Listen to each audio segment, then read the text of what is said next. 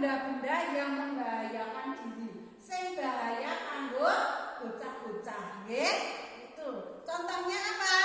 Paku. Terus apa ini? Beling atau pecahan kaca. Terus yang ini? Duri. Ya. Terus yang ini? Pecahan genteng. Terus yang ini? Kerikil. Itu adalah benda yang dapat membahayakan kalian semua. Makanya harus dibersihkan ya. Ya, itu. Coba sekarang perhatikan aturan bermain. Kita bermain ya. Menirukan gerakan binatang berjalan di air.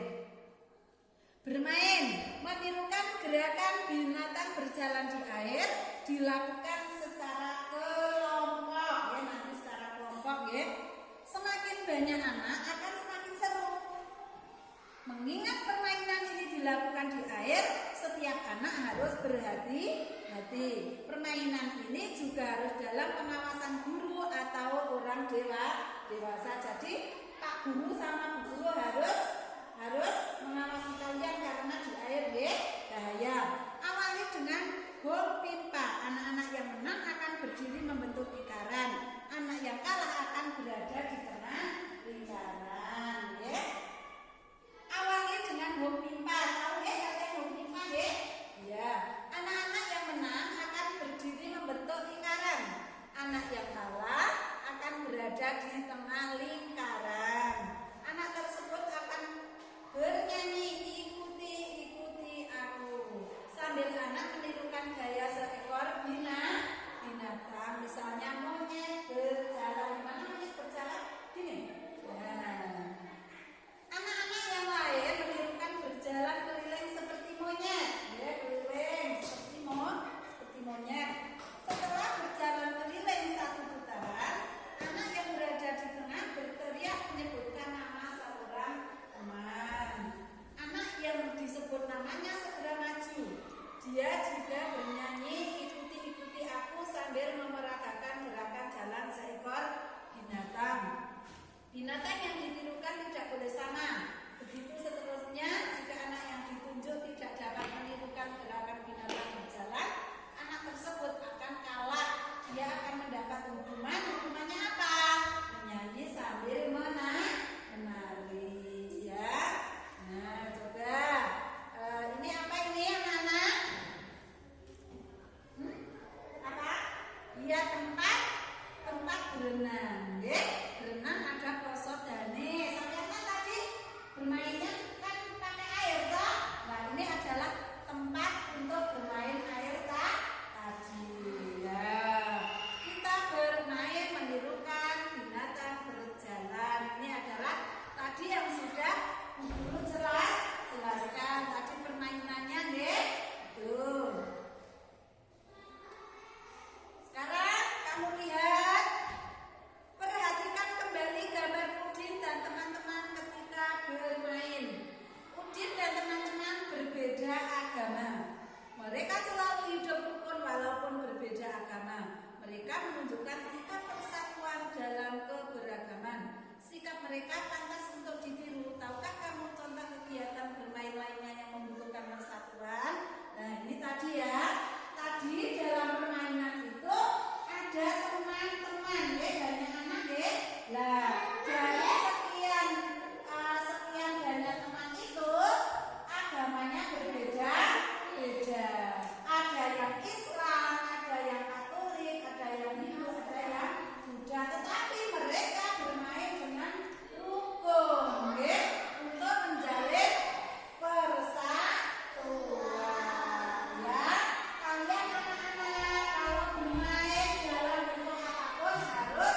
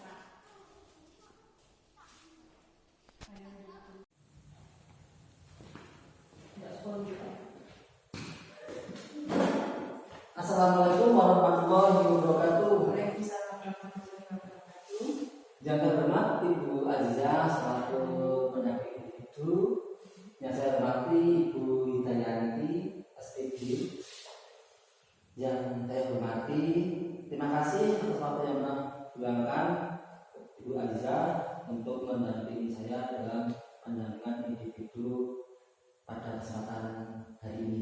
Dan terima kasih kepada Ibu Widianti yang telah meluangkan waktu untuk melakukan coaching tentang observasi pembelajaran di kelas. Pada waktu yang lalu, saya telah melakukan percakapan pra-observasi kepada Bu Widianti, di mana waktu itu Bu Widianti ingin mengajar mata pelajaran yaitu tema. Tema di situ ada 3 isinya, yaitu PPKN, Bahasa Indonesia, dan Fisika. Untuk tujuan, kemarin Bu Widianti menyampaikan bahwa PPKN itu tujuannya siswa dapat menunjukkan kegiatan bermain yang menjadikan permainan. Kemudian untuk bahasa Indonesia tujuannya menggunakan huruf kapital dan tanda petik. Untuk fisika itu menentukan kegiatan beban pembelajaran di darat. Untuk area pengembangan yang sudah dicapai dalam belajar ini itu menerapkan budaya positif yang pertama. Kemudian yang kedua, mengintegrasikan KSE dalam pembelajaran. Dan yang ketiga, yaitu menerapkan pembelajaran diferensiasi. Kemudian untuk strategi yang ingin dipersiapkan, yang pertama itu menganalisis kebutuhan siswa, mulai dari aspek persiapan, belajar, serta lingkungan belajar. Untuk yang kedua strateginya yaitu menerapkan diferensiasi konten pada bacaan, gambar, dan video. Dan yang ketiga yaitu menerapkan diferensiasi proses. Untuk catatan khusus itu dari mulai proses pembelajaran sampai selesai itu mampu menguasai pengelolaan kelas, kemudian mampu menanamkan rasa empati pada murid, mampu menerapkan budaya positif, dan yang terakhir itu guru mampu menerapkan pembelajaran diferensiasi dan KSE dalam proses pembelajaran. Itu saat percakapan pra-observasi kemarin. Kemudian untuk observasi pembelajaran, kemarin Bu Widianti melakukan pembelajaran di kelas, saya melakukan observasi saat Bu Widianti melakukan proses pembelajaran. Itu saya menemukan strategi pengembangan yang pertama. Bu Widianti telah bisa menerapkan budaya positif. Kenapa saya bisa menyebutkan atau menyampaikan tentang budaya positif? Karena yang pertama, Bu Widianti itu ada dipimpin dengan berdoa, kemudian ada menyanyikan lagu nasional, ada menanamkan sikap bersyukur dan empati, serta yang terakhir itu ada apresiasi yang dilakukan oleh guru-guru Widianti SPD. Kemudian untuk strategi pengembangan yang kedua yaitu tentang penerapan KSE. Di sini Bu Widianti telah bisa menerapkan apa yang dinamakan dengan penerapan KSE. Nah, di situ Bu Widianti menerapkan teknik pernapasan dengan jari dengan musik sebagai relaksasi. Untuk strategi pengembangan yang saya lihat yang ketiga yaitu Bu Widianti telah bisa menerapkan penerapan diferensiasi. Di situ diferensiasi yang saya lihat ada diferensiasi konten, itu ada bacaan, ada gambar yang dilakukan oleh Bu Widianti dalam saat proses pembelajaran. Kemudian saya melihat juga ada diferensiasi proses. Di situ menyusun kartu kata, kemudian anak menganalisis bacaan, dan kemudian mengamati gambar. Nah itu kemudian catatan tambahan itu guru melakukan speaking dengan tepuk-tepuk sebagai penyemangat murid. Kemudian untuk percakapan pasca observasi. Nah ini yang akan kita lakukan hari ini Bu Widianti untuk refleksi panjenengan saat melakukan proses pembelajaran kemarin itu apa Bu Widianti?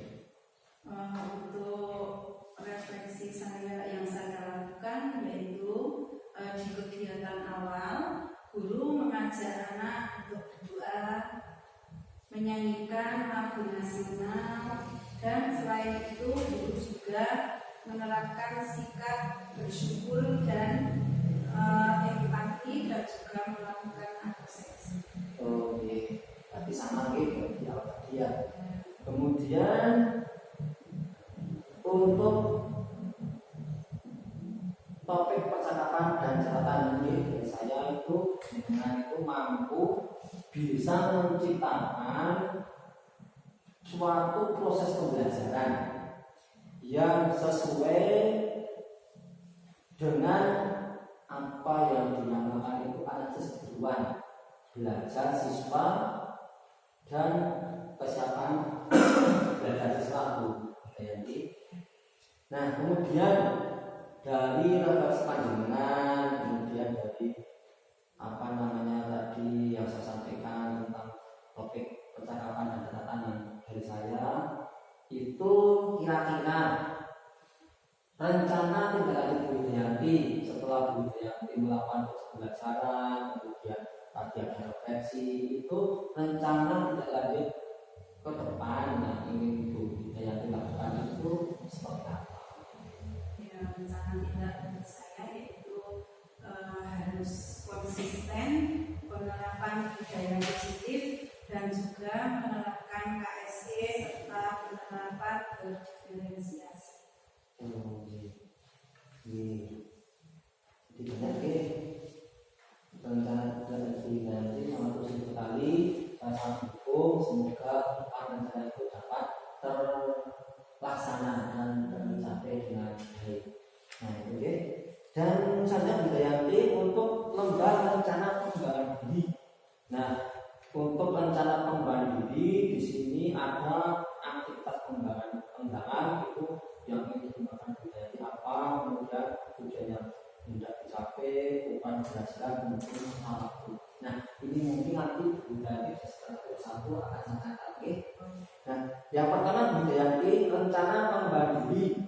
Nah, satu untuk aktivitas pengembangannya apa Bu? Ya, aktivitas pengembangan yang pertama yaitu melakukan refleksi, melakukan refleksi, dan perbaikan kualitas pembelajaran. Terus tujuan yang hendak dicapai yaitu membangun komunitas praktisi sebagai wadah berbagi pengalaman. Ya, terus ukuran keberhasilannya yaitu rekan guru ikut serta melakukan kegiatan refleksi untuk perbaikan kualitas pembelajaran. Untuk pendukungnya Untuk pendukungnya yaitu yang pertama izin kepala sekolah, terus ada tenaga, ada biaya, juga ada rekan sejawat. Dan untuk waktu yang dibutuhkan Kira-kira 1 bulan Pak. Untuk pengembangan yang kedua mungkin masih ada. Ya, pengembangan yang kedua yaitu melibatkan orang tua sebagai pendamping sumber belajar. Melibatkan orang tua sebagai pendamping sumber belajar. Tujuan yang hendak dicapai yaitu mengembangkan program parent class. Untuk ukuran keberhasilannya yaitu keterlibatan orang tua dalam setiap kegiatan di sekolah. Berarti ini orang tua sangat mendukung. Ya, bagus. Untuk pendukungnya apa? Untuk pendukungnya seperti tadi izin kepala sekolah, tenaga, biaya, dan wali murid. Ya. Untuk waktu yang dibutuhkan. Untuk waktu ya kira-kira 1 bulan Aktivitas yang ketiga? Yang ketiga yaitu peningkatan kompetensi kepribadian. Untuk tujuannya? Untuk tujuan yang hendak dicapai yaitu meningkatkan literasi pelatihan atau seminar, implementasi hasil pelatihan, melakukan refleksi. Ukuran keberhasilan? Ukuran keberhasilannya mampu mengimbaskan dan mengimplementasikan hasil pelatihan. Terus mendapat sertifikat pengembangan diri. Untuk penduduknya, Untuk pendukungnya itu izin kepala sekolah, ya, tenaga, dan tak lepas dari biaya. biayanya. Iya. Semua berarti ada biaya. Iya. Untuk waktunya, Untuk waktunya ini lebih lama Pak, 12 bulan. setahun ya. Ya, 1 tahun. Masih ada untuk Ya, satu lagi. Oke. Ya, ada 4 undangannya. Ya. Yang terakhir yaitu meningkatkan kompetensi manajerial. Kompetensi manajerial. Tujuannya Tujuannya ikut pelatihan, implementasi refleksi, dan juga ikut berperan dalam perencanaan dan pelaksanaan suatu program. ya, untuk ukuran keberhasilan Untuk ukuran keberhasilannya terlaksananya program-program sekolah, program-program sekolah, dan juga mampu berpartisipasi aktif pada program sekolah.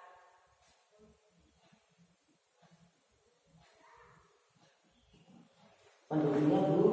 Untuk pendukungnya yaitu seperti tadi, itu izin dari kepala sekolah, tenaga, ya, tenaga, biaya juga, ya, tambah rekan sejawat.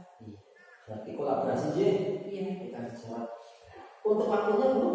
Untuk waktunya kira-kira 10 bulan. 10 bulan. Mendekati 1 tahun ya. Iya. Ya.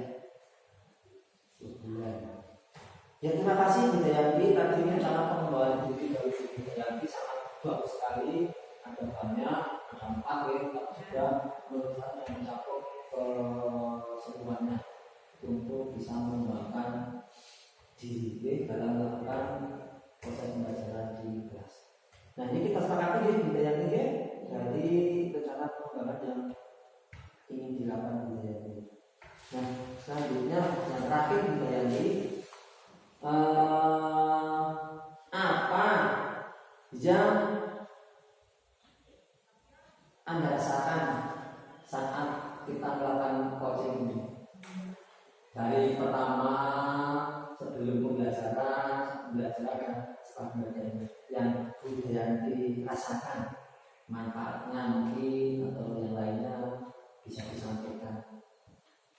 Yang saya rasakan selama Pak Jawab melakukan coaching yaitu saya juga sangat senang Pak karena Bapak telah memberikan kesempatan kepada saya untuk menyampaikan hasil ini ya, hasil observasi ini, dan Pak Jawal telah memilih kelas saya sebagai observasi, dan saya juga tambah untuk tambah berpengalaman juga karena Pak Jawal telah mewawancarai saya ya. Terima kasih juga buat Pak Jawal yang telah mempercayakan saya. Terima kasih Bu Dayanti. Terima kasih sekali saya ucapkan kepada Bu Dayanti dan Bu Azizah selaku PI. Nah, untuk coaching dalam pembelajaran yang dilakukan dari para kemudian observasi menepaskan telah selesai Bu Dayanti. Semoga ini bisa berlanjut untuk kedepannya lagi, untuk mengasah dan menambah pengalaman kita dalam melakukan proses pembelajaran di kelas atau di kelas. Nah, jadi satu pastinya Bu Dayanti kalian disukai waktu. Terima kasih Bu